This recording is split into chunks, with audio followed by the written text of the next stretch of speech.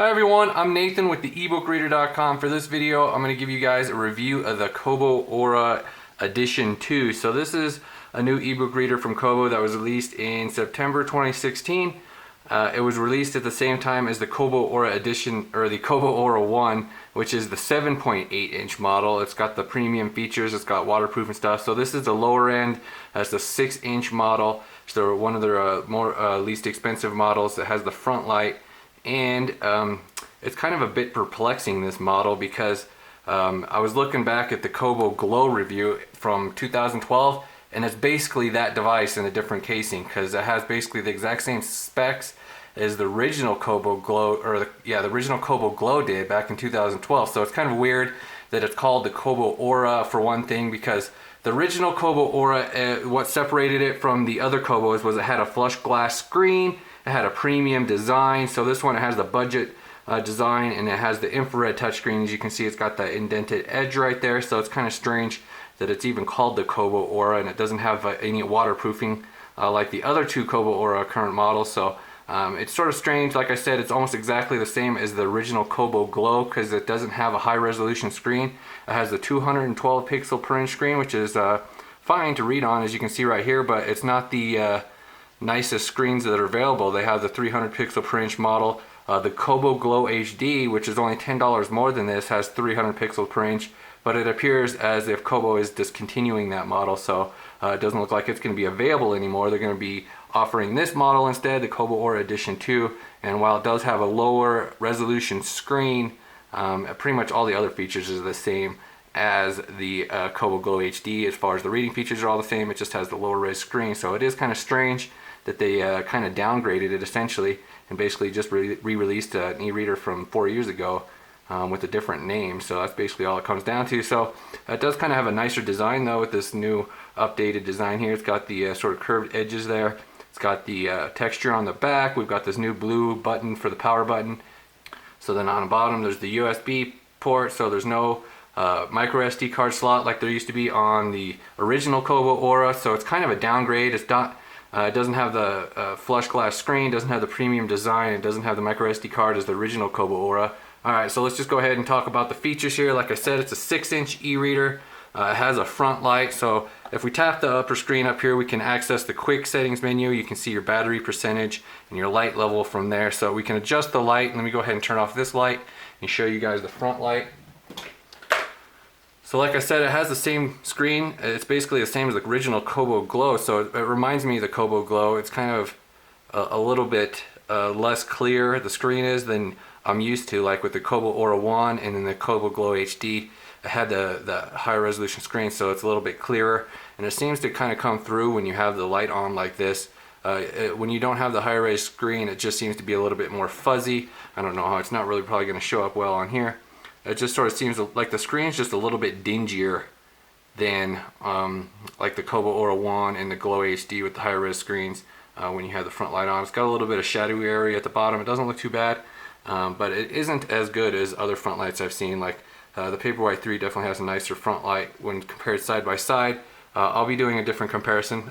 Check those out. I also already posted a comparison between this and the Kobo Aura 1 if you wanted to get an idea of the size difference and the screen difference. So right now I've got the front light set at mid-level, but the camera kind of adjusts here, so it's not going to be able to give you a good accurate idea of how the front light levels work, but you can use the dials here. It'll jump by 5% until you get down to 5%, and then it goes in 1% increments, and then it gets really nice and dim for night reading. So it is definitely an advantage for night reading, and it definitely is just nice to have the front light in general, because it makes the screen look better than it does with no front light. Alright, so let's go ahead and talk about some of the Hud software features. Let's go back to the home screen real quick. This is Kobo's home screen. So all of Kobo's e-readers have the same software. So this has all the same features as the Kobo Aura 1 and the other Kobos, with the exception of it doesn't have built-in overdrive support like the Kobo Aura 1. I guess they're just going to leave that on their high-end e-reader.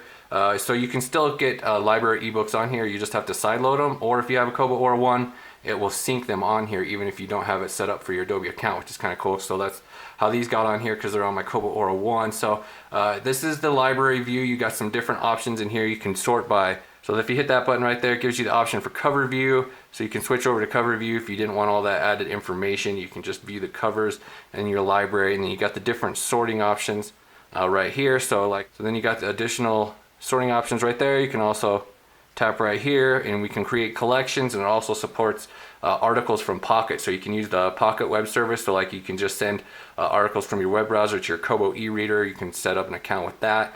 So that's how the library view works on the Kobos. And if you hold down on your titles, you get some additional information as well. You can jump to the annotations list and you can view the details of the book, mark read, unread, stuff like that. So and then from the home screen, you've also got the option, you can just run searches up there and that'll take you to the Kobo store. You can hit this option right here and it'll take you to the Kobo store to search for new ebooks to purchase. And they've got a free ebook section, and you can also use the web browser. So this has a basic web browser. You can access it up from the settings menu, and it will let you download DRM free EPUBs and PDFs, so you can use the web browser to download books as well. Let's go ahead and talk about the reading features. So you open up a book, and then you with Kobo ebooks, it has this header and this footer, which some people don't like. I kind of don't like it either. I don't mind it on a larger screen e-reader, but on this one it kind of shrinks it down, so you're only getting like, I don't know, 5-inch screen instead of a 6-inch screen, maybe even less. So there is a patch over at Mobile Read. There are a whole bunch of different kinds of things you can do to Kobo e-readers to customize your reading experience. There's an active development community over at Mobile Read with all kinds of stuff. So if you wanted to get rid of that header and footer, you could actually install a patch to do that. So as far as reading features, if you tap into the center of the screen, you'll bring up your options here. And we've got the page dial option right here, so you can jump around by chapters just by using the double arrows. You can jump to the table of contents to navigate your book here. So then we've also got the font option menu down here. That's the one thing that separates Kobos from Kindles, is you got a lot more font choices.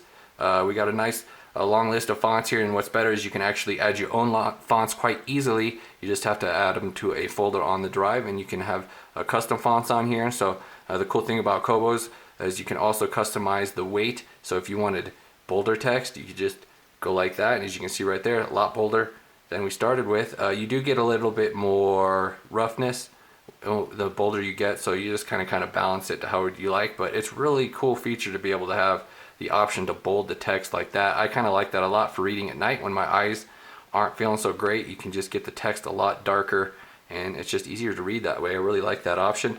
So some of the other advanced options down here, you got a whole bunch of line spacing options. There's a ton of font sizes. There's something like 40 font sizes, so there's a lot more than there is on pretty much any other e-reader, because you can just keep going through here, and the font size differences are a lot more subtle than you get on a lot of other e-readers.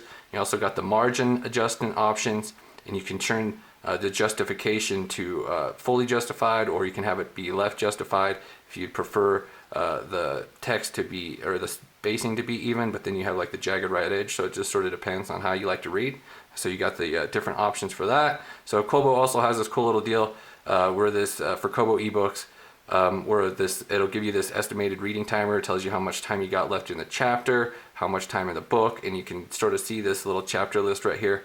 The darker ones are the chapters are finished, and then the light gray ones, the ones that are remaining, and you can kind of tell how long they are in relationship to the other chapters this way.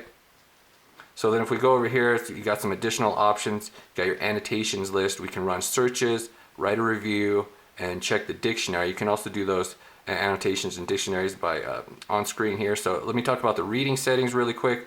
In the reading settings menu, we got the different tap zone options. So if you wanted to set this up, if you wanted to have larger tap zones on the left if you're left-handed or something. And then we've also got the screen refresh rate, which is a cool feature. You can set this to whatever you want. By default, it's set at 6 pages. So this dictates how often the full page will flash. Some people don't like that full page flash, but it kind of makes the text crisper, so you need to have it once in a while. So it's just one of those things.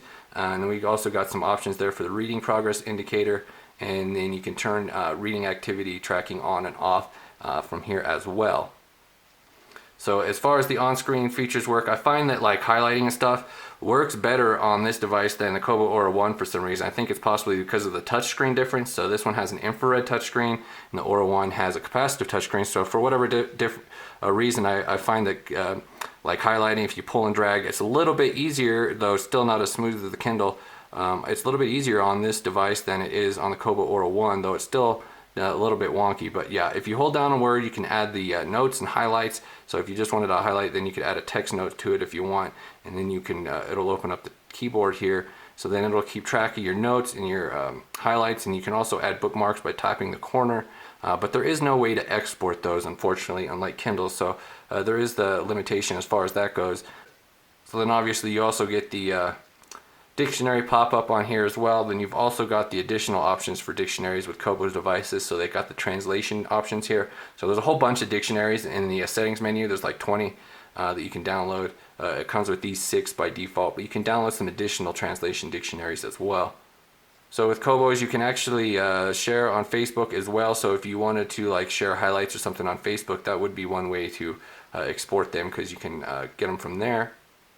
So it's kind of weird with Kobo ebooks. Unlike most e-readers, they don't have a landscape mode option. So they do have landscape mode for like PDFs and comics. So you can load in comics on here. This is an example, one that I was comparing with the Aura 1 just to see how the screen size difference would compare. But with this particular manga, you can actually read the text balloons pretty easily. I don't know how well the focus is working here. It doesn't seem to be working great, but in person you can actually read it pretty well. So it just sort of depends on the individual comic and manga, how easy it's going to be to read. But this one, it was from the Kobo store, so it's actually formatted pretty well and it works quite good. The only problem with it is that page turns are quite laggy. Same thing goes with PDFs, is like comics and PDFs can be quite laggy as far as turning pages goes. So that one wasn't bad, but if we keep going, sometimes it kind of bogs down. So it's not too bad right now. It just sort of depends on your individual comic. And like I was saying, with comics and with PDFs, so PDFs I really wouldn't recommend at all on here, because they don't really have any kind of features at all. But you can rotate PDFs and comics to landscape mode, unlike ebooks, which is kind of strange. So you can do that, so that works kind of good. But it will turn, it always turns to the top of that page, so you have to actually manually scroll down. So then with Kobo's home screen with this tile layout, you can actually like dismiss tiles if you don't want to have like these recommended titles viewing, but then they'll come back like when you reconnect to the Kobo store. It's just sort of one of those things. So I'm going to go ahead and wrap up this video right here. Check out the ebookreader.com for the full review, and I already posted the comparison between this and the Aura 1, and also check out the Aura 1 review if you'd want to see that as well. I highly recommend the Kobo Aura 1 over this model. Obviously it's a lot more expensive, but it's a lot nicer as well, and you get the higher resolution screen as well. So where this one comes in handy is it's nicer for the portability factor. The 6-inch screen, it's nice. You can actually fit this in a pocket easier, where the Kobo Aura 1 is quite a bit larger. So you can check out the comparison review if you wanted to get an idea of the size difference between those. But right now I'm going to go ahead and wrap up this review. Check out the ebookreader.com for additional info.